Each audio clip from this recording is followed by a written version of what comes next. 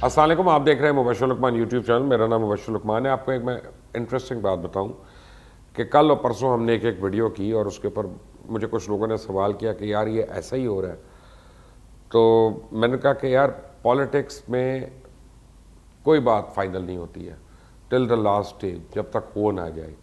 क्योंकि पॉलिटिक्स में हम देखते हैं कि लास्ट मिनट तक जाते जाते जो चीज़ें बड़ी कंफर्म्ड होती हैं वो सडनली यू टर्न ले लेती हैं, गोल चक्कर में आ जाती हैं, राउंड अबाउट पे आ जाती हैं।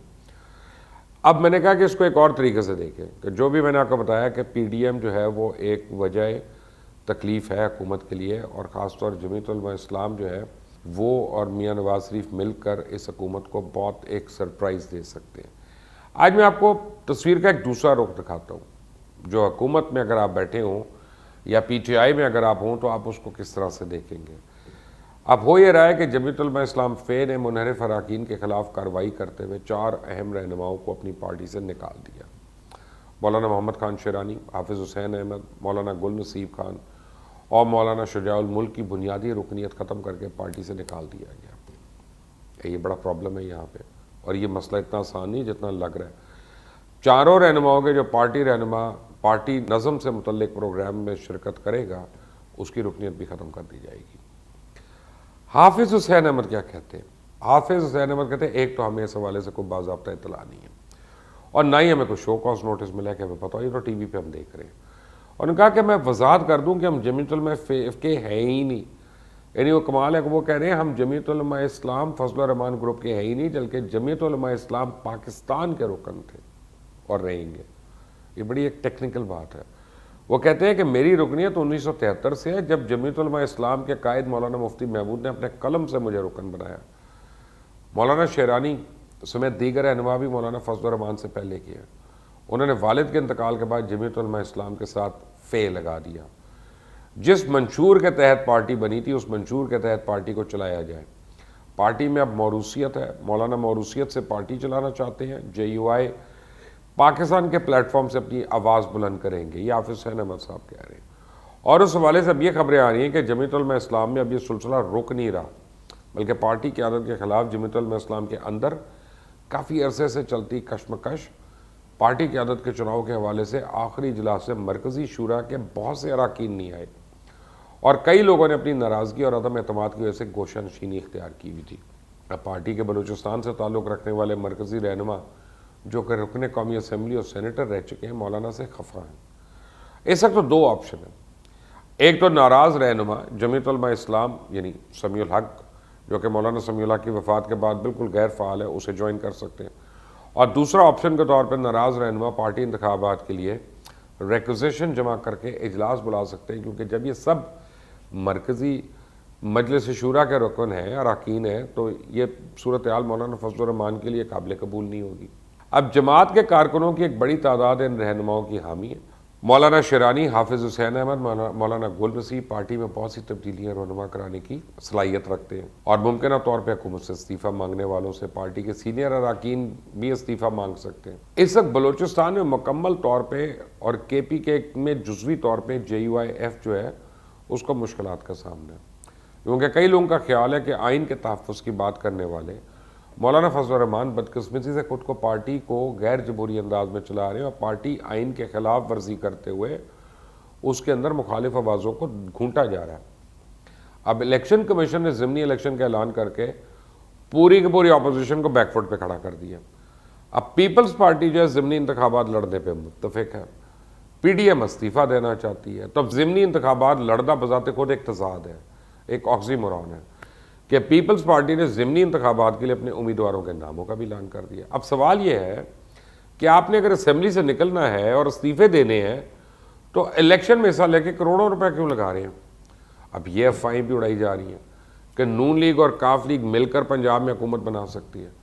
अब मोहम्मद अली दुरानी साहब जो हैं उन्होंने तो शहबाज शरीफ साहब से जेल में मुलाकात करके तमाम मुस्लिम लीगों को इकट्ठा करने की बात की और शहबाज शरीफ को लॉलीपॉप देने की कोशिश की जा रही है।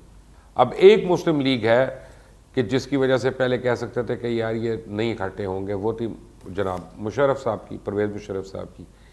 आज की अब इतला ये है कि परवेज़ मुशर्रफ साहब की हालत जो है वो बहुत तशवीशनाक है और उनको इंटेंसिव केयर यूनिट में एडमिट कर दिया गया। अल्लाह ताला उनको सेहतयाब करे। लेकिन खुदा न खास्ता अगर इस तरह की खबरें आती रहीं तो फिर ऑल पाकिस्तान मुस्लिम लीग जो है उसको ज़रूरत नहीं पड़ेगी कोशिश करने की मिलाने के लिए। अब पीपल्स पार्टी जो है वो सिंध में अपनी हुकूमत संभाल ले, नून लीग पंजाब की तहरीक इंसाफ वफाक और मौलाना की जमात को तोड़ फोड़ का शिकार होगा। इस वक्त वफाकी काबीना में मरदमशुमारी के मामले को लाकर, पता नहीं क्यों इस वक्त ला रहे हैं, वो लाकर MQM को बात करने का मौका देना भी कोई मामूली बात नहीं। ऐसे वक्त में हुकूमत कोई भी काम ऐसा कर सकती है जिसके तादियों को तशवीश में मुब्तला करे। GDA ग्रैंड डेमोक्रेटिक अलायंस जो कि सिंध में पीपल्स पार्टी की मुखालिफ जमात है, उसका शहबाज शरीफ को पीर पगाड़ा का पैगाम पहुँचाना, काफ लीग का पंजाब में नून लीग से मिलकर हुकूमत बनाना और MQM का मरदमशुमारी पर हुकूमत छोड़ने का वावेला, लगता है कोई नई शतरंज जो है ना वो बिठाई जा रही है। पीपल्स पार्टी इस वक्त इस कोशिश में भी है कि इलेक्शन की नई तारीख को यकीन दहानी और तारीख मिलने की सूरत में PDM के गुब्बारे से हवा निकल जाएगी। पंजाब में 13 लीगी अरकान असम्बली ने अहम शर्त के बदले क़यादत के खिलाफ खड़े होने की हामी भर ली है और ये यकीन दहानियाँ खुफिया तौर पर दी जा रही हैं कि तकरीबन उनके साथ 12 और लोग हैं।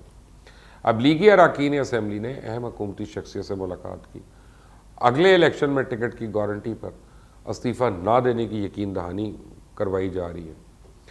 अगर हम किसी भी सूरत स्पीकर को वो कहते हैं कि इस्तीफ़े नहीं देंगे, जब स्पीकर को इस्तीफ़े देने की बात आएगी तो हम खड़े होंगे और खुलकर अपनी जमात के खिलाफ होंगे। हम पर दबाव डाला जा रहा था तो क़यादत को इस्तीफ़े जमा करा दिए, लेकिन जब स्पीकर को इस्तीफ़े जमा कराने का मामला आएगा तो वो कह रहे हैं हम अपनी क़यादत के साथ नहीं हैं। अजीब खिचड़ी है ना। नून लीग के अंदर किसी वक्त भी प्रेशर ग्रुप सामने आ सकता है और ये शायद इनके लिए सीरियस परेशानी हो। मरियम नवाज़ ने तो लाहौर जलसे से अगले दिन पार्टी अहदेदारों से बात करते हुए कहा था ना कि इस्तीफ़े के मामले में हम सबको एतमाद में लिया जाएगा और किसी के इम्तिहान में नहीं डाला जाएगा। और ये भी कहा था कि शायद ये इतराफ़ किया था कि 2 से 3 धड़े बन चुके हैं, लेकिन मैं कहता हूँ 4 धड़े बन गए इस वक्त नून लीग में। अब देखना ये है कि इस्तीफ़े देने से इम्तिहान में पढ़ेंगे या नहीं। पीपल्स पार्टी ने तो वाज़ेह तौर पर मौक़िफ़ इख्तियार किया हुआ है कि पंजाब मैदान को खुला नहीं छोड़ना।